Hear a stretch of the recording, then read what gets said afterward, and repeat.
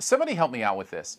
Is Jack Black actually a good actor? Or is he just really good at playing this over-the-top version of himself?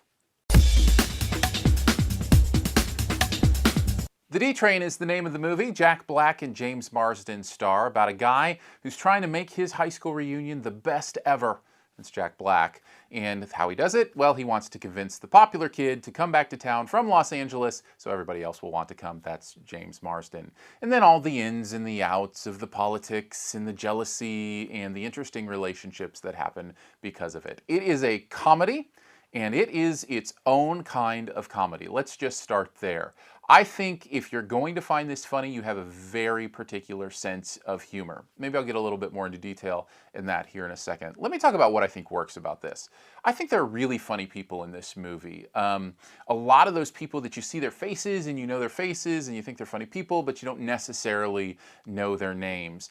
It's full of those kind of people, plus people you do know, like Jeffrey Tambor and many others. So I love that. I love that it has this expansive cast that can get the job done. And I think that's why a lot of the humor tends to work. Plus, Jack Black can be funny, but you know who's amazing in this and is actually acting when everyone else is just being funny? James Marsden. I am amazed at this guy. I'm pretty sure he could play just about anything he wants to and make it feel real and genuine. I completely bought his character in this.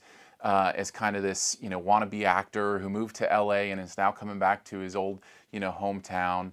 As over the top as this movie is, and it is over the top, his character feels real. Unfortunately, and this is where the movie begins to fall apart for me, nobody else really feels real. None of it feels genuine. I think they're going for this over-the-top tone, the musical choices, all that kind of stuff, give it this really quirky kind of thing going on. But for me, it distracts and takes away from this actually being a legitimate story.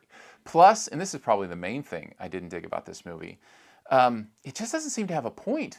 I'm not sure what this movie is about, what it's saying, how it's supposed to impact me, what I'm supposed to take away from it. The only thing I could think was that they enjoy pushing boundaries and being graphic and doing that raunch-com kind of thing in a way that may make people squirm, and that they want to get a lot of the humor or possible meaning from kind of that making the audience squirm kind of thing. And if that's the point of the movie, I think it succeeds. Certainly, there are moments in this movie where you're like, I can't believe they just did that in a movie. I can't believe that adult man talked to that 14-year-old boy about that topic in that specific and graphic a way. That's the kind of movie it is. And if you draw the humor from that, then maybe you'll have a good time. It's interesting nonetheless. It certainly is an interesting movie, and I can respect any movie that has that kind of consistent tone throughout it. But at the end of the day, it just didn't work for me because I didn't believe any of it and I didn't find myself invested in the characters enough to find it funny, if that makes a lot of sense. So overall, I'd say the D Train, it'd be very nice and easy just to give it a D, just the D Train. But I think it is a little better than that, especially because there's some funny people in here. I'd even go the higher side of, no, average. We'll go with C. I think it hits right in the middle. We're going to go with a straight C for the D Train.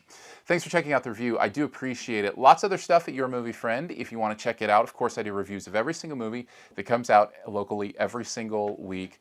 You can check those out at yourmoviefriend.com or subscribe at the YouTube channel. Links to yourmoviefriend.com. If you click the little eye up here, there'll be some stuff comes out. It'll have links to other recent reviews, links to the website, as well as a link to throw me a couple bucks if you like the review, just like $1. Say, hey, that review was worth $1. You can do that and be much appreciated.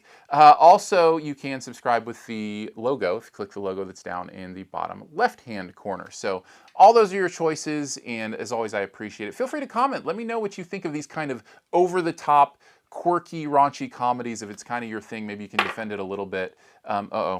Sorry. Timon fell down. We'll pick Timon up and continue. You can let me know what you think in the comments. As always, I'll give you 5 extra seconds to hit subscribe.